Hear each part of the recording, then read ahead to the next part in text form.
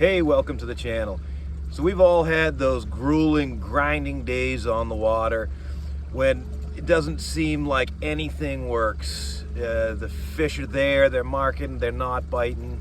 Well, stick around. We're going to tell you 5 things that help us put fish in the net.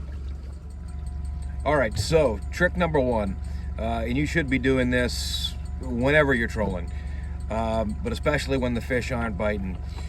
You're going to want to make lots of S-turns back and forth, and what that does is it changes the speed of your lures on each side of the boat. When you're taking a swing to the right, the lure on the left is going to speed up and move up in the water column, and vice versa. If you swing back to the right, everything's going to be reversed.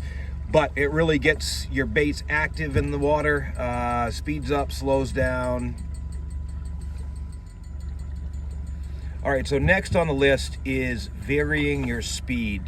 This can be done with S-turns, getting those lures moving different speeds.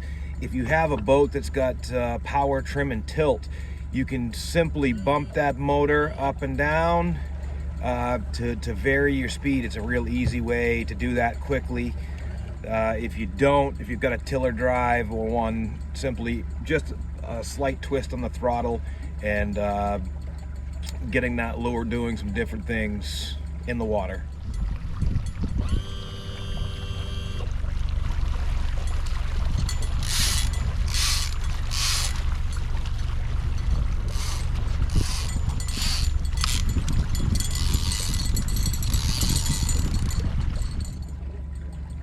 And the third thing you can do is to grab a rod in your hand and actually start jigging that, working.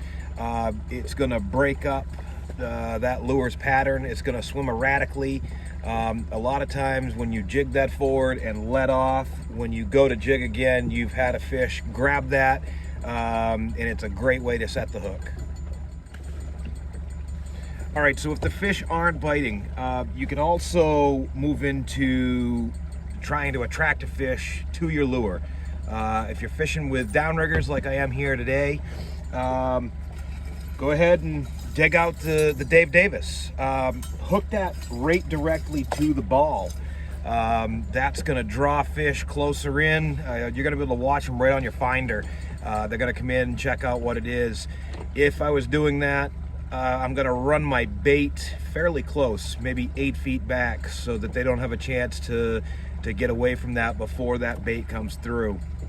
The good thing about putting the Dave Davis right on the ball is when you're fishing those in line, you've got a lot of resistance, a lot of drag, where if you're fishing them on the ball, as soon as that fish snaps the release, you're free and clear. The Dave Davis or spinners of any sort are staying attached to the ball, and you're free and clear with your mono or your fluorocarbon or braid to fight that fish. One more thing you can do, if you are finding big schools of bait, you can actually pull your downrigger up and run above them. Once you see the bait on the screen, you can actually open that downrigger up and drop right down through the bait. And what this is going to do is it's going to pull your spoons, your smelts, whatever you may be using, and they're going to go down through that kind of fluttering or acting in a strange way. Fish may see that and think of it as a wounded bait falling out of that cloud of bait.